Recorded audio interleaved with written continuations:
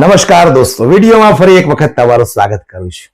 ક્યારેક જાતિ જનગણના, ક્યારેક એનઆરસી, ક્યારેક ફલાણું ઢેકડું લોકડું, આ બધું એક પછી એક ચાલુ જ રહે છે. પરંતુ હવે કેન્દ્ર સરકાર એક નવા 3 બિલ લઈને આવી છે. એ 3 બિલની અંદર આપણે એક બિલ ખૂબ મહત્વનું છે. સરકાર એવું બિલ લઈને આવી છે કે જે ભારત દેશની અંદર કોઈ પણ રાજ્યની અંદર કોઈ પણ મુખ્યમંત્રી કે વડાપ્રધાન, સમજો મારી વાતને બરાબર, કોઈ પણ મુખ્યમંત્રી કે વડાપ્રધાન તો સમગ્ર ભારત દેશની અંદર એક જ રહેવાના. મુખ્યમંત્રી આપણે સમજીએ કે ભાઈ 28 કે 29 રાજ્યો છે તો ત્યાં અલગ અલગ મુખ્યમંત્રીઓ હોય, પરંતુ વડાપ્રધાન તો એક જ રહેવાના છે. ત્યારે કેન્દ્ર સરકાર બિલ લાવી છે કે કોઈ પણ રાજ્યની અંદર મુખ્યમંત્રી કે વડાપ્રધાન લેવલના મંત્રીઓ કોઈ પણ ગંભીર ગુનામાં સંડોવાય અને ત્યાર પછી જેલમાં જાય તો 30 દિવસ સુધી એ મંત્રી જો જેલમાં રહેશે તો એમને એમના પદ ઉપરથી રાજીનામું દેવું પડશે, એમનું પદ છીનવી લેવામાં આવશે. ખૂબ સારી વાત છે, પરંતુ મને કંઈક ને કંઈક અહીંયા એવું લાગે છે કે આ બિલ પાછળ સરકારને પછી ખબર પડી હોય એવું લાગે છે કે આપણે તો બહુ મોટી ભૂલ કરી નાખી. આ બિલ આપણે દિલ્હીમાં જે ચૂંટણી યોજાય સ્થાનિક સ્વરાજની, આ બિલ એની પહેલા આપણે લાવી નાખવાનું હતું. તો કમસે કમ અરવિંદ કેજરીવાલને સીએમ પદેથી આપણે રાજીનામું અપાવી શકે, કારણ કે અરવિંદ કેજરીવાલ પર ખોટા આક્ષેપો લગાવી અને અરવિંદ કેજરીવાલને જેટલો સમય જેલમાં રાખ્યા એ તો સ્વાભાવિક છે કે 30 દિવસ કરતા વધારે જ રાખ્યા છે. તો ભારતીય જનતા પાર્ટીને કદાચ એવું લાગ્યું હશે કે આ બિલ જો આપણે પહેલા લાવ્યા હોત તો અરવિંદ કેજરીવાલ જેલમાંથી છૂટીને આવ્યા ત્યાર પછી એ મુખ્યમંત્રી તો રહ્યા, નવા મુખ્યમંત્રી જો કે નિયુક્ત કર્યા હતા, પરંતુ અરવિંદ કેજરીવાલે મુખ્યમંત્રી પદેથી રાજીનામું નહોતું આપ્યું. એટલે આ વાતને લઈને કદાચ ભારતીય જનતા પાર્ટીના પેટમાં તેલ રેડાયું હોય, આવું પણ બની શકે.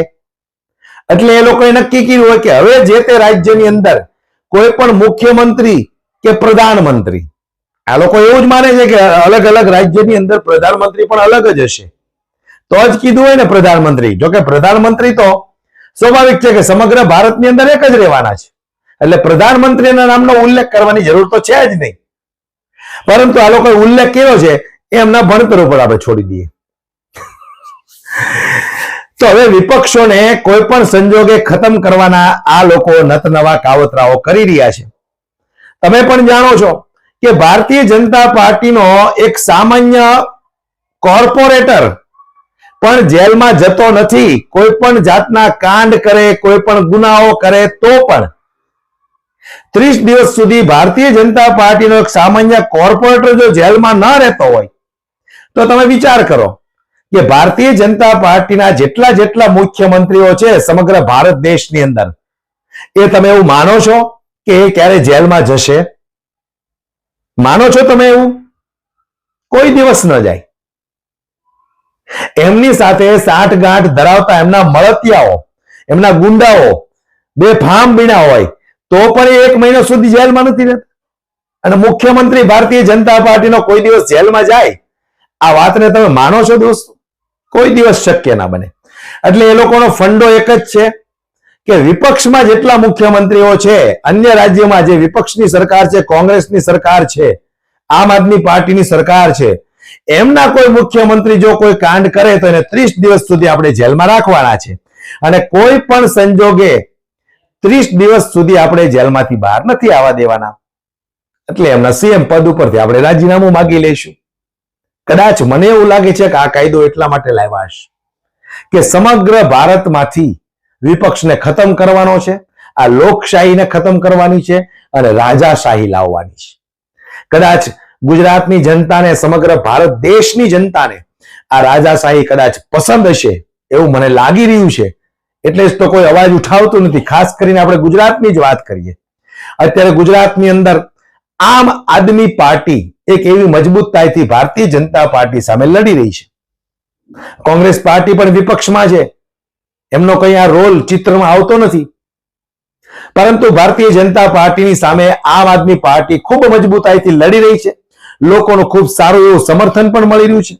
આવનારા દિવસોમાં કંઈક સત્તા પરિવર્તન થાય એવા એંધાણ પણ દેખાઈ રહ્યા છે. એટલે હું કહેવા માંગુ છું દરેક ગુજરાતની જનતાને કે આ લોકશાહી તમારાથી જેટલી તમે બચાવી શકો એટલી તમે બચાવી લેજો, કારણ કે આ હવે તમારા હાથમાં છે. આ લોકશાહી ગઈ તો રાજાશાહી આવશે, અને એ રાજાશાહીની અંદર જેમ આપણા પૂર્વજો અંગ્રેજોના ગુલામ બનીને રહી ગયા હતા એવી જ રીતે ગુલામ બનીને રહી જશો. એટલું યાદ રાખજો, કારણ કે સમગ્ર પ્રકારના સંસાધનો આ ભારતીય જનતા પાર્ટીના ખોળામાં છે. મોટા મોટા ઉદ્યોગપતિઓ, મોટા મોટા બિઝનેસમેનો, ડાયમંડના મોટા મોટા બિઝનેસમેનો, ટેક્સટાઇલના મોટા મોટા બિઝનેસમેનો, બિલ્ડરો, આ બધા જ લોકો ભારતીય જનતા પાર્ટીના ખોળામાં બેઠેલા છે. એમને કશો ફરક પડવાનો નથી. રાજાશાહી હોય કે લોકશાહી હોય, એમની પાસે પૈસા, ધન, કુબેર અઢળક છે, એટલે એમને કઈ ફરક નથી પડવાનો. ફરક પડશે ફક્ત મિડલ ક્લાસ લોકોને. એટલે વિચાર તમારે કરવાનો છે દોસ્ત. આ રાજાશાહી તમારે જોઈએ છે કે આ લોકશાહીની અંદર તમે તમારો અવાજ જે ઉઠાવી રહ્યા છો, તમને બોલવાની જે સત્તા મળી છે એ તમારે જોઈએ છે. અને જો તમારે એ લોકશાહીને ટકાવી રાખવી હોય તો સર્વ લોકોએ મજબૂતાઈથી આ સરકારની સામે લડવું પડશે. નહીતર એ સમય દૂર નથી, એ દિવસ દૂર નથી દોસ્તો. એટલું યાદ રાખજો કે આ લોકશાહીમાંથી રાજાશાહી ક્યારે આવી જશે ને એ તમને ખબર પણ નહીં રહે. તમે રાતે ઘરે સૂતા હશો અને સવારમાં તમે જાગશો એટલે તમને ખબર પડશે, ઓ આ તો રાજાશાહી આવી ગઈ. હવે કઈ રીતે આપણે બહાર નીકળશું, કઈ રીતે આપણે કામ ધંધા કરીશું. સમગ્ર પ્રકારની એવી એવી તકલીફો આવશે કે જેવી આપણી બાપ દાદાને અંગ્રેજોના સમયમાં પડી હતી. તમને કદાચ અત્યારે આ વાત મજાક લાગતી હશે, પણ આવનારા સમયોમાં આ વાત પણ તમને યાદ આવશે કે એક વ્યક્તિ હતો કે જે આપણને વારંવાર જાગૃત બનવાનું કહેતો હતો, પણ ખરેખર આપણે જાગૃત બન્યા નહીં, અને આજે આપણે આ રાજાશાહીની અંદર ગુલામી કરી રહ્યા છે.